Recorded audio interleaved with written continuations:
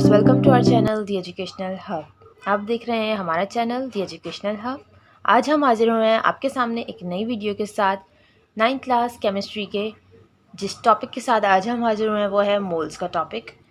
बहुत सारे students moles को नहीं समझ पाते कि यह होता क्या है, एवोगाड्रो नंबर से इसका रिलेशन क्या है, एटॉमिक मास से इसका रिलेशन क्या है।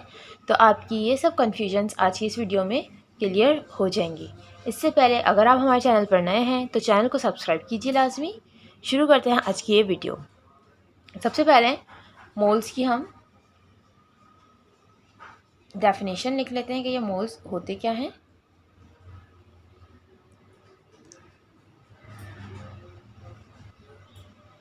Substance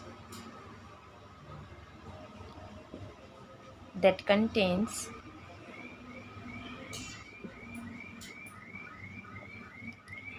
6.02 10⁻23 particles.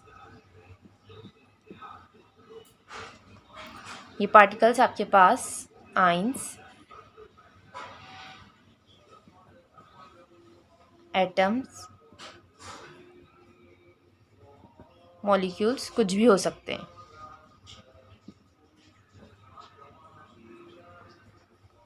तो आपके पास मोल क्या है? मोल सिंपली आपके पास नंबर है एक।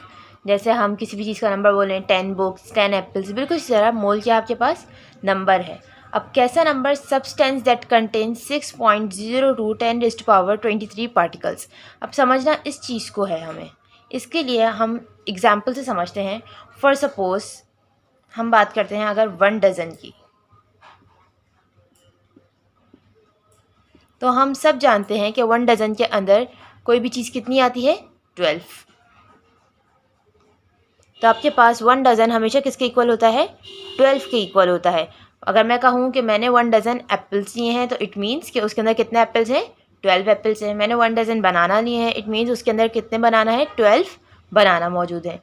बिल्कुल इसी तरह से अगर मैं किसी चीज़ के बारे में बोल दूँ कि वो 6.02 10⁻23 के बराबर है, तो वो आपके पास क्या कहलाएगी? 1 मोल कहलाएगी। वो आपके पास क्या कहलाएगी? 1 मोल कहलाएगी। अगर मैं बोल दूं मेरे पास एप्पल हैं कितने? 6.02 10⁻23। अगर मेरे पास इतने एप्पल हैं तो इसका मतलब वो किसके बराबर हैं? 1 मोल के बराबर हैं। अगर मेरे पास बुक्स हैं वो 6.02 10⁻23 पावर के बराबर हैं, तो वो आपके पास किसके बराबर हो जाएंगी? 1 मोल के बराबर हो जाएंगी। तो 1 मोल आपके पास क्या है? कोई भी सब्सटेंस, किसी भी सब्सटेंस के अंदर अगर आपके पास पार्टिकल्स 6.02 10⁻23 के बराबर हैं तो आपके पास क्या कहलाएंगे? 1 मोल कहलाएंगे। Is it clear?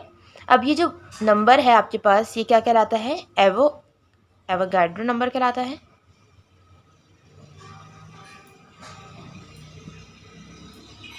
और ये कोई छोटा मोटा नंबर नहीं है, बल्कि ये एक बहुत बड़ा नंबर है, 6.02 10⁻23।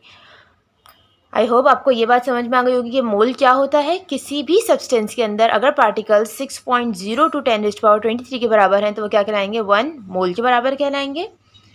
इसके साथ साथ हमने अभी इस चीज़ को क्लैरिफाई किया कि मोल क्या होता है और इसको एक्सप्लेन किया।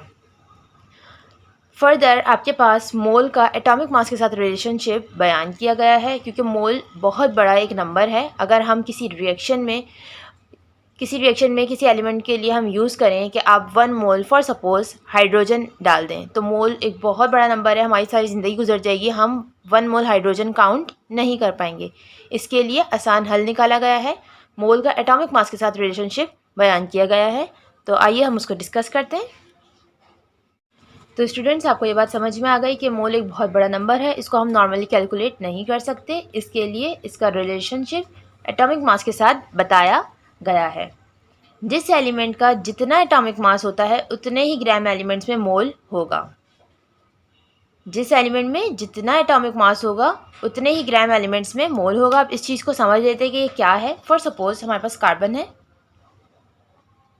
इसका एटॉमिक मास आपके पास है 12 AMU। लेकिन अगर हम इसको ग्राम में रिप्रेजेंट कर देंगे तो क्या कहलाएगा? कार्बन का मोलर मास कहलाएगा।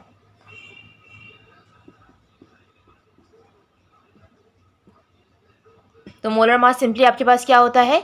एटॉमिक मास, किसी भी अगर आपके पास एटम है उसका एटॉमिक मास, कोई मॉलिक्यूल है तो उसका मॉलिक्यूलर मास,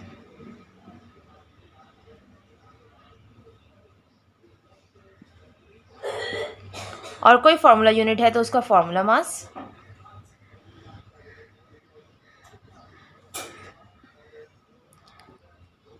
किसी भी एटम का एटॉमिक मास, किसी भी मॉलिक्यूल का मॉलिक्यूलर मास और किसी फार्मूला यूनिट का फार्मूला मास अगर ग्राम में रिप्रेजेंट कर दिया जाए तो वो आपके पास क्या कहलाता है? Molar mass expressed in grams.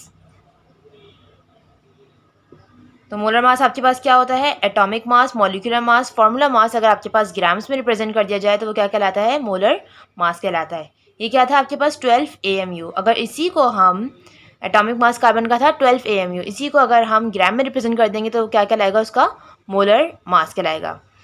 Moving forward to मोल, हमने क्या डिस्कस किया कि कार्बन का आपके पास एटॉमिक मास क्या है? 12 है, और अगर इसको हम ग्राम से रिप्रेजेंट कर देते हैं वो 12 ग्राम हो जाता है। अब आपके पास ये 12 ग्राम ही किसके इक्वल होगा? 1 मोल के इक्वल होगा। यानी किसी भी एटम का एटॉमिक मास अगर आप ग्राम में रिप्रेजेंट करें वो किस के बराबर होगा? आपके पास 1 मोल के बराबर होगा। नेक्स्ट एग्जाम्पल देख लेते हैं हम। तो ये बात आपको क्लियर हो गई कि किसी भी एटम के अंदर जितना उसका एटॉमिक मास होगा अगर वो ग्राम्स में रिप्रेजेंट कर दिया जाए तो वो आपके पास किसके बराबर होगा? 1 मोल के बराबर होगा। इसी तरह से किसी मॉलिक्यूल को अगर हम देखें, for suppose carbon dioxide molecule, इसका मॉलिक्यूलर मास होता है 44 AMU, और अगर हम उसको ग्राम्स में रिप्रेजेंट कर दें तो 44 gram, that is its molar mass. तो आपके पास किसी भी मॉलिक्यूल का अगर हम मॉलिक्यूलर मास ग्राम में रिप्रेजेंट कर दें तो वो किसके बराबर होगा? आपके पास 1 मोल के बराबर होगा। इसी तरह से अगर हम कोई फार्मूला यूनिट लेते हैं, फॉर सपोज NaCl,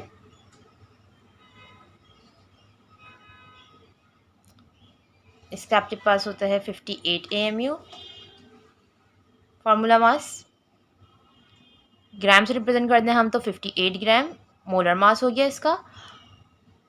ये आपके पास किसके बराबर हो जाएगा? 1 मोल के बराबर हो जाएगा।